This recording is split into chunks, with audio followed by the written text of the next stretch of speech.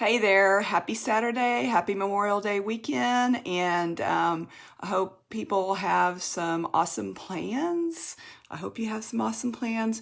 And since every state is opening in kind of different phases with COVID-19 going on, maybe some of this will apply to you and maybe some of it won't. I don't know. And I don't know how many have been super successful with their health during quarantine, or others have had a miserable experience. All I know is when I walk into the grocery store, the junk that I see that's put out is amazing and not healthy at all. I mean, when all you see is Little Debbie's and Ho-Ho's and Cheetos and things like that, you just think, oh my gosh, it's like everywhere in the grocery store. So, but then I've heard from a lot of people who have said, wow, I've been really healthy during this quarantine because since I haven't been able to go anywhere else and do anything, I've really gotten focused on walking and moving and eating better. And so kudos to you. That's awesome. So it occurred to me today that there are two different types of people in this world. For the most part, I'm sure some of y'all are middle of the road and better, but than many of us. But it just seems like there were several years ago, and this was before we had the vapes and everything. And somebody said to me, she said, food is your issue, smoking is my issue. But at least when you go on a diet, you are able to still eat, whereas, if I'm trying to quit smoking, I can't smoke at all. And I was like, oh, well, I hadn't really ever thought about that before. And again, this is before vaping was even a thing. And now we even know more about vaping and that, people get popcorn lung and all that kind of stuff. And so it probably, maybe if it can wean you off of smoking, it's good. But in the long run, it's really not healthy. So anyway, I thought about that. And of course, you know how this always happens to so many of us, where after you're really able to process what someone says to you and whatnot, you wish you would have had a response to that. Because after I thought about that, I thought, you know what, if I was trying to quit smoking, I would be more successful. And the reason why is I'm an all or nothing person. And so the problem with me always before with diets or eating plans is that because I was all or nothing, then as soon as the door was opened up, to do some other things, then that's when the eating program, diet, whatever you want to call it, kind of went down the toilet. So say I'm going to use, for example, MyFitFoods. Okay. And I don't think they're in business anymore. At least they're not in the Houston area, but I did MyFitFoods for a while and I really liked it. I really liked having those pre-made meals, blah, blah, blah. But they had a little policy where every week you had a cheat meal. So like usually your dinner. And those were the most expensive dinners. Those were the most expensive meals that they sold. So that kind of made sense. And I never quite understood why, if you were doing really good on your health plan and you were making progress, that you were going to have this cheat meal. It didn't make sense to me because I'm an all or nothing person. So to me, it just set me up for failure. Yet they would insist, well, in the long run, you'll be more successful. And I had a problem with that. And I can't tell you, since Weight Watchers has gone to this whole crazy expanded eating plans and stuff, how many people, life members of Weight Watchers, have dumped out and have come over to our plan because they're like, this is just too complicated and I'm not losing weight and this isn't the old Weight Watchers that I used to know. And I'm not dissing them. Maybe it works really well for some, because that brings me to the second group of people. The second group of people are the people who are easily feel deprived.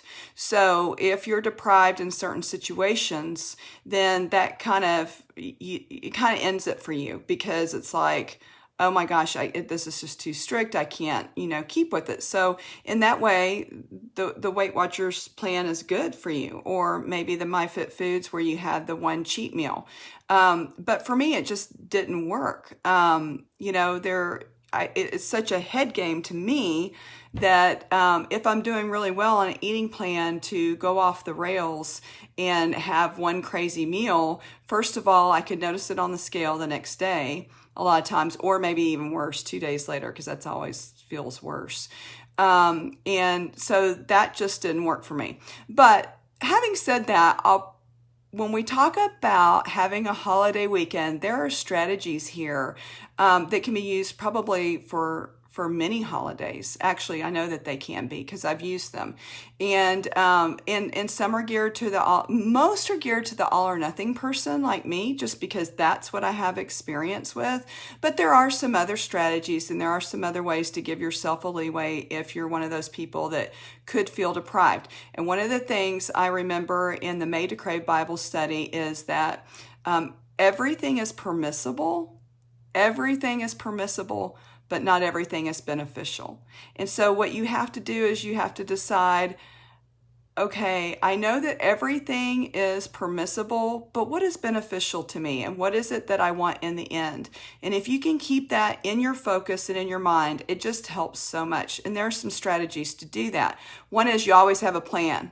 If you don't have a plan, then plan to fail. Or I guess the saying is, if you fail to plan to fail. So so you always have a plan. If you are going to a Memorial Day gathering with family, friends, whatever, and again, depending on the state that you live in, the community that you live in, I don't know what's permissible. I don't even know what's permissible right now in Montgomery County. It's like all up in the air. I can't keep up with it. Everything changes all the time. But here are some really quick strategies. One is hydrate. I can't stress this enough right now. It is hot here. It's in the 90s now or upper 80s with high humidity, and we are losing a lot of our hydration just through sweating. And drinking water every day is something that is just not going to be automatically replaced by your body. Your body is mostly water, so you need to hydrate. And a lot of times I will not allow myself to eat another meal until I have had, another, 10 ounces of water or 16, whatever your jam is, whatever works for you. So that's one strategy, is you always hydrate. The other strategy is anytime I go to a gathering where I'm not sure what food is going to be served, maybe it's in a different type of setting than family where I would be more familiar what's going to be there and more comfortable with saying, hey, what are you going to have, sis? I always have my water bottle with me, and I wish I had it in here now, but I don't. I always carry my water bottle with me and maybe an infuser in my purse. Or water flavoring that is a healthy water flavoring, not one loaded with sodium and carbs and whatnot. And I carry it around in my dominant hand because a lot of times what we do is when we're in a gathering of people and there is food being served, and you may just unconsciously grab chips or something without even thinking about it. But if you have something in your dominant hand, then you're way less likely to just mindlessly graze on stuff. So always hydrate, always have your water bottle. The other thing is to eat before you go. Eat before you go. Eat something that's high protein, something like chicken or tuna, something that's really going to sit with you and make you feel full and satisfied. And I also have a really good list of these kind of snacks and things. If you want to, ask me, I'll send it to you, of just all different types of foods that you could eat that are high protein and way better for you than a high carb or high sugar thing. And you know what high carbs and high sugar do? They give you those peaks and valleys, and then you really are hungry. Physiologically, you're hungry. So the higher the protein is, usually the better. And most of you guys probably already know that.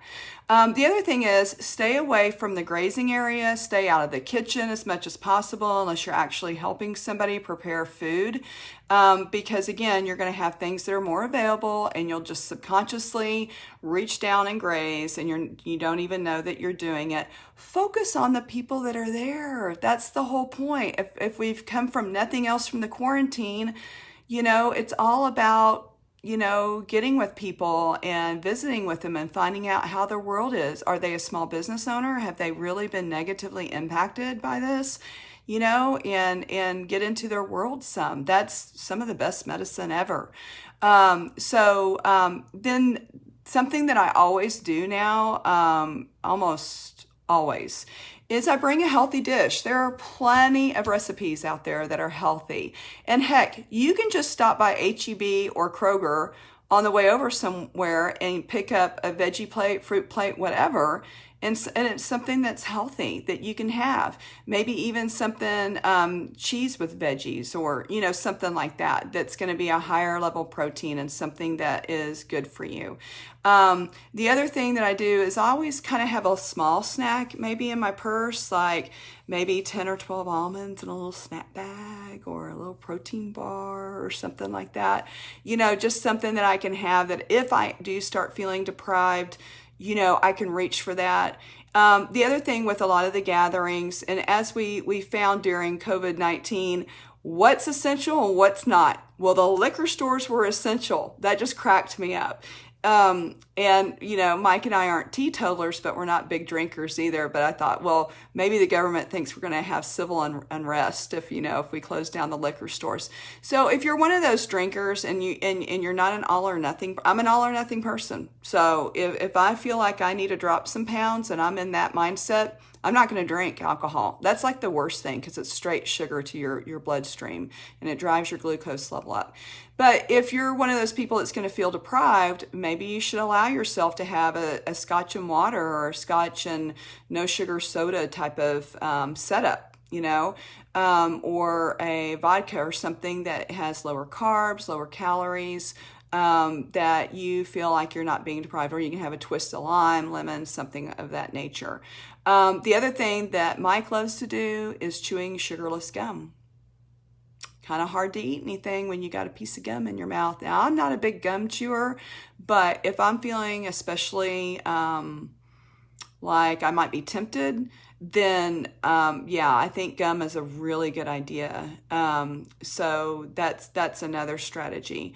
So these are, and I think I covered everything, because I kind of just, oh, you know what? I missed one thing, and it's really cool, because this is something I learned last year that I just absolutely love.